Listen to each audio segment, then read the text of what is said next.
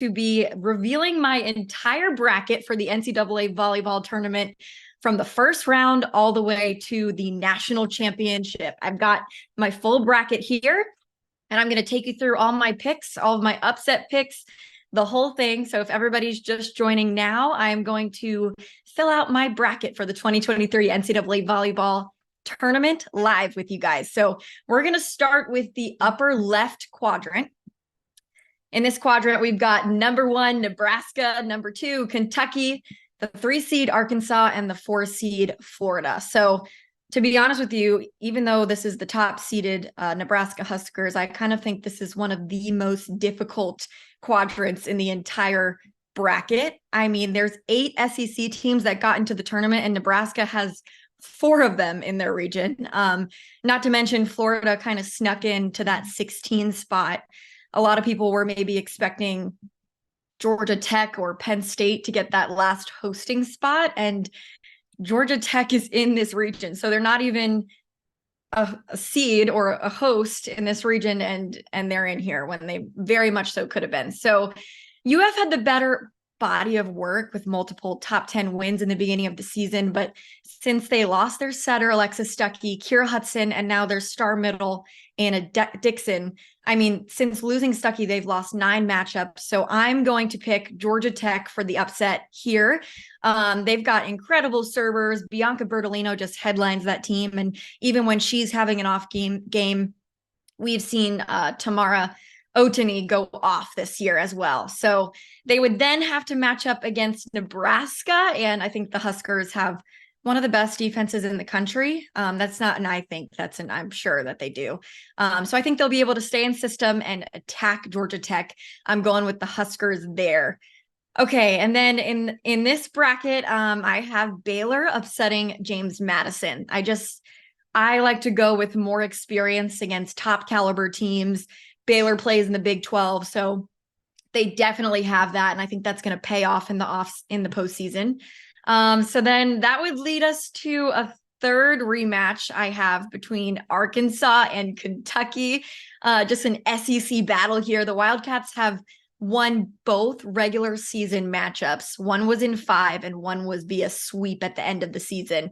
And I think they do it again. I'm going with Kentucky. They're just so hot right now, coming off of a 16 match win streak, playing really great at the right time. They have a fantastic setter in Emma Grome. Their defense has really improved in the second half of the season to kind of catch up with that offense in the second half. So I'm going with Kentucky, and that brings us to Nebraska versus Kentucky in the regional final here, and I have the top-seeded Huskers coming out on top. These two teams have faced before the season, Nebraska 1-4. Obviously, Kentucky's improved a lot since then, so this could be a much closer match if I had to predict anything, but Nebraska just always has a way of getting things done in the tournament, and this will be in the Devaney Center. We saw them come back from a 2-0 deficit against Wisconsin at home, just riding the momentum of the crowd. So I think they get it done against Kentucky. All right, that's my top left quadrant of the bracket. Let's move on to the bottom left. Okay, another loaded quadrant. We've got 1 seed Pitt to Louisville conference matchup again. 3 seed Creighton and the 4 seed Washington State, but you've also got Minnesota, Dayton, and USC in this region. Just a really tough one. Let's start with my first upset pick here. I've got Minnesota taking down both Utah State and Creighton. The Gophers have Taylor Landfair, who is the reigning Big Ten Player of the Year. They have Kylie Murr, one of the stronger liberos in the country. This is a really strong team. They've just struggled this season, unexpectedly, probably. I mean, they're under a new head coach, Keegan Cook, but he coached Washington to the national semifinals. I was there covering that. I mean, this is a good coach. They've just had struggles this season, and they played Creighton once already this season, and they lost in 5. So I think this time the Gophers pull it out. I'm going with Minnesota here. Okay, then they could end up playing Louisville, and I think the Cardinals just have too much of a complete team. I think the Cardinals get it done. I don't see them falling here. Another upset in this region I'm going with is Dayton over Washington State. That was a tough pick. because Dayton doesn't really play as tough of a schedule. But the Cougars have just been so hot and cold lately. It'll be a challenge for Dayton, but the Flyers pushed Louisville to 5 this season, and I'm going to pick an upset here. Why not? Pitt really unlucky to be a top 4 seed and pull a team like USC. I just think they're so tough. Any team that has a player like Skylar Fields is going to be a hard team to beat, but I'm still going to go with Pitt. Way more balance, a few more weapons offensively with Stafford, Olivia Babcock, Rachel Fairbanks, one of the most dynamic players in the nation. So I think they get past both USC and Dayton. So that brings us to a Louisville Pitt rematch. This could go either way. They split the series this year. The first time Louisville swept, it was on their own home court, but then Pitt beat them in 5 at home. So a split series. This time it will be on Pitt's home court. So it's kind of a bold pick, but I had to pick eventually. So I went with the Cards here, advancing back to the national semifinals, led by Danny Busboom Kelly. So I'm going with Louisville. We rarely have a chalk Final Four. So there you go. There's a slight upset there. All right, let's move on to the top right quadrant of the bracket. You've got 1 seed Wisconsin, 2 seed Oregon, 3 seed Purdue, and 4 seed Kansas. And again, another tough one. So much parity this year. This region also has Penn State, who I think could have been in contention to host personally. So just really tough region. We could set up a potential rematch between Wisconsin and Penn State, which I have in my bracket. So I have Miami beating UNI in the first round. Again, I'm going with more experience against tough teams with Miami's ACC slate. They just beat Georgia Tech not too long ago. They've got some really strong offensive players. But then I have them falling to Wisconsin in the second round. I'm going with Penn State upsetting Kansas. PSU has Jess Merzick. This is one of the best hitters in the country. Mac Pedraza, one of the most experienced setters in the country. And they've got Cameron Hanna, too, who I think has really improved this year. I think PSU wins it, and then we get that rematch with Wisconsin. So as you guys know, PSU just beat Wisconsin. It was in Rec Hall at home, though the Badgers were missing Anna Smrek. So Anna Smrek's now healthy again. They'll be playing in the field house. I'm not going against Wisconsin here. All right. Then I've got Purdue and Marquette. I have Purdue winning this. I like the odds of Eva Hudson, Chloe Chacoin, one of the best freshmen in the country, getting this one done. Also, Raven Colvin, a really strong middle blocker. I have an upset in the first round here with Hawaii beating Iowa State. Amber Igidi, one of the best middle blockers in the country, puts up astronomical points for her team. I'm talking like 20 plus kills, a ton of blocks every single game. You don't see that from a middle. She really has the ability to take over a match, and it's her last year. So I'm really excited to see her competing in the NCAA tournament. But then I have them falling to Oregon. Oregon, a really strong team, especially when they're in system. Hannah Pukis is obviously one of the most experienced setters in the country, and she's able to get massive production out of the middle, especially with Kara McGee. If they can stay in system and get those middles going, they're really hard to stop. They pushed Stanford to 5 on Stanford's home court. I watched that one in person. They've got Mimi Collier, Gabby Gonzalez at the pins, and just a lot of balance. So that would lead us to a really great Oregon-Wisconsin matchup. How fun would that one be? But I'm going with Wisconsin over the Ducks, again, playing at home in the field house, advancing to the national semifinals after they fell to Pitt last year to miss out on the national semifinals. I don't think they let that happen again. I think Wisconsin's heading to Tampa. All right, let's head to the bottom right and last quadrant of the bracket. We've got the 1 seed Stanford, 2 seed Texas, 3 seed Tennessee, and 4 seed BYU. Again, you've also got some other great teams here in Arizona State, Georgia, Houston, UCSB. Just another tough regional. I have a first round upset with Coastal Carolina taking down Western Kentucky. That's kind of a bold pick. A lot of people are probably going to go with Western Kentucky here, but Coastal just won the Sun Belt Conference. That they have 4 teams in the tournament, by the way. They've got some really impressive players. I was super impressed by Jalen Stout, especially. She's a setter right side for them.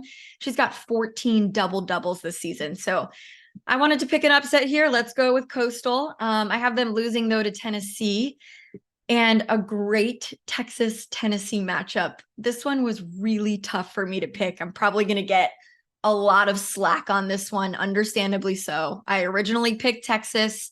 Maddie Skinner, Asia O'Neal. Asia O'Neal probably going to play for Team USA in the Olympics. I mean, just one of the best middle blockers all around. And Maddie Skinner, one of the most dynamic hitters I've ever seen. They could easily win, but I wanted to pick some more upsets in my bracket, not go super chalk. So I'm going to go with Tennessee here. It's a team that's led by veterans. They've been playing in the tough SEC conference. Caroline Kerr, a really great setter for them. Morgan Fingal, one of the best right sides in the country. They've got Janaisha Moore. So I'm going with an upset here. Why not?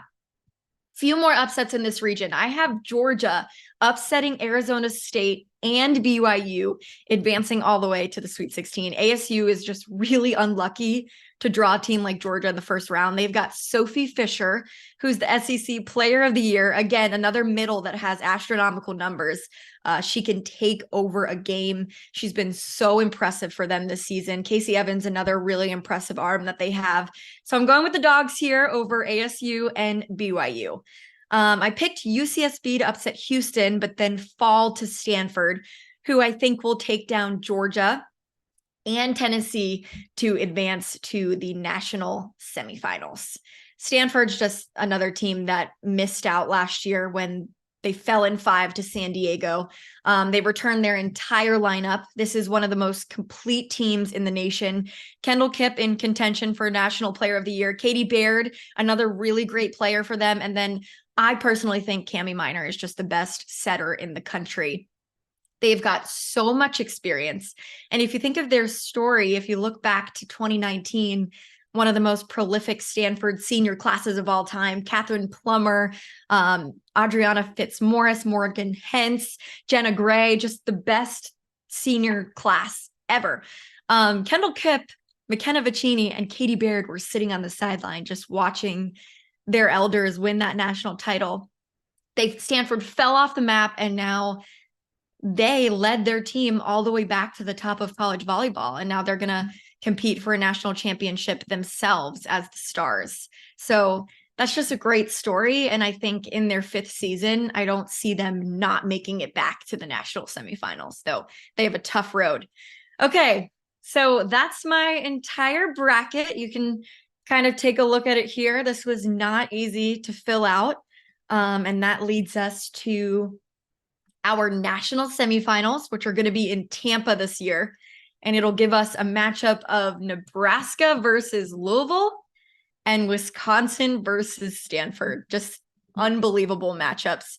Nebraska is ranked. We'll start with the first semifinal of Nebraska versus Louisville. So Nebraska ranked in the top 3 in the nation in opponent hitting percentage. They're led by Lexi Rodriguez, Lainey Chaboy in the backcourt, just incredible passers. They get to so many balls and give their team ample opportunities to stay in system. But Louisville's not too shabby either in that regard. They've got Elena Scott, one of the best liberos in the nation as well. So I just think it's going to come down to who executes better, who has a better game. There's fantastic hitters on both sides of the net with Anna DeBeer for Louisville, Harper Murray and Merritt Beeson for Nebraska. It would just be a great matchup. I'm picking, I think I'm going to go with Nebraska, though, to advance to the national championship. Okay, so the second semifinal, I have Wisconsin versus Stanford. This one is insane. And at the beginning of the year, I think I would have picked Stanford to literally win the entire thing. So I can't believe I'm saying this, but I have to go with Wisconsin here. Stanford has the best hitting percentage in the country, averaging .316 on the year. But Wisconsin leads the nation in blocks per set with, I think, a little over 3 blocks per set. These are 2 incredibly physical teams, but I'm going to go with a healthy Wisconsin here. I think when they have all of their weapons, they just have unbelievable firepower. All right, That leads us to our national championship matchup between Nebraska and Wisconsin. It would be a third rematch on the season, an all Big Ten battle on a neutral court. When it comes down to it, Wisconsin's one of the most physical teams in the nation and one of the most disciplined blocks I've ever seen. The firepower is pretty crazy with Sarah Franklin, who has turned herself into one of the best players in the country, another player of the year candidate. Their serve is so tough. It caused a ton of problems when they last swept Nebraska to end the regular season. So I'm going to go with Wisconsin here. I think their physicality wins it. I say they take down Nebraska and win the national championship. So that is my bracket filled out from top to bottom. I don't see if we can have any time now to answer some questions, but there's my full bracket. If anybody can put some questions in the comments, I'll see if I have any time to answer them.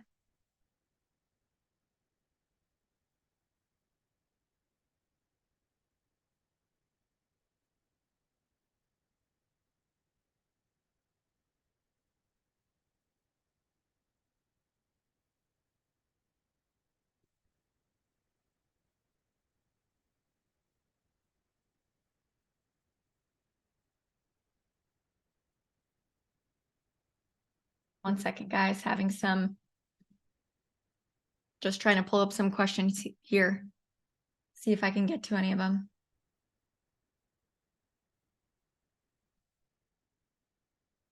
All right, who do you think has the best chance to upset a 1 seed? Well, I picked Louisville to upset Pitt, and Pitt's a 1 seed, so that's definitely who I think has the best chance, considering that's who I picked. But I really think Kentucky has a really good chance too, with how good they've been playing. They've got Nebraska. Oregon's another one who I think can give one great try at Wisconsin. But if I had to pick my best pick, I'm saying Louisville over Pitt. Okay, who's my player of the year guess? I think it's going to depend on who gets further in the tournament, but if I had to pick right now, it's a tie between Sarah Franklin and Kendall Kipp. But right now, probably Kendall Kipp in terms of pure numbers, just because Wisconsin has just like a little bit more balanced of an offense, and Sarah Franklin doesn't pad the stats as much. So I'll go with Kendall Kipp for now. Freshman of the year guess? Right now, I think I'd have to go with Bergen Riley for Nebraska. You think about a freshman setter coming in and just completely transforming this team into a national championship caliber team. There's a lot of great freshmen. There's Chloe Chacoin for Purdue, Brooklyn DeLay for Kentucky, Kennedy Martin for Florida, Harper Murray at Nebraska too. But I think Bergen Riley. That's my guess. Okay, what other almost upsets did you have? Okay, so let me take a look at the bracket. I picked Auburn over Western Michigan. I definitely thought about it. Another few I thought of was Pepperdine over Dayton. I ended up having Dayton upsetting Washington State, so that sounds kind of silly now that I think about it. I almost picked TCU over FSU. They've been a hot and cold team this year, just because, I don't know, they've got a great hitter in Melanie Parra, and I almost wanted to go for them, but they were also one of the first 4 or 5 teams out, so I ended up going with FSU. Another one was UNI over Miami. That one, I ended up just going with Miami just because of the tougher ACC slate, but it could be UNI for sure. All right, well, we'll answer one more question. What do you predict the set count? I say it goes to 5, just because I don't think Nebraska is going to go down easy. And they've already played twice this season. They're 2 really, really familiar teams. So why not? Let's have a 5-set national championship matchup between Nebraska and Wisconsin. All right, that'll do it for questions. Thanks, guys, for everybody who submitted them. And thanks for tuning in. We're going to have a really great tournament coming up. I would love to see you guys fill out your brackets as well. So share all your brackets, take a picture of them, and post them on social. You could tag me. I'd love to take a look. But thank you for following along, and get ready for a fantastic